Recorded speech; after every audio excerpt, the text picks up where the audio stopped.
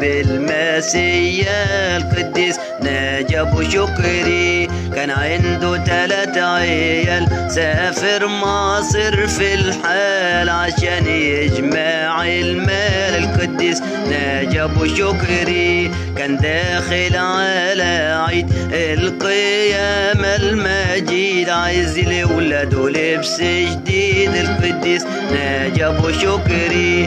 قال للمشرف عندي حالة ما انفعش عالسجالة وديني لعمالة القديس ناجي ابو شكري. قال لي قديس نروح اشتغل عالسطوح خلي بالك المنور مفتوح القديس ناجي ابو شكري. اشتغل ورا محر في الشمس طول النهار دخوي وقع من المنور القديس ناجي ابو شكري.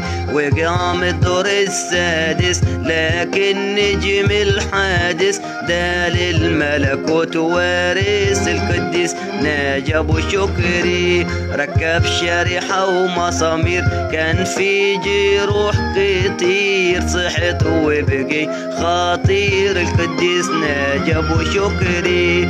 قديسنا ما في زيه لا قبله ولا بعدي والدليل الله بينجي قديس ناجي ابو شكري. اذكرنا على الدوام واطلب لنا السلام يا قديس هذا الزمان القديس ناجي ابو شكري.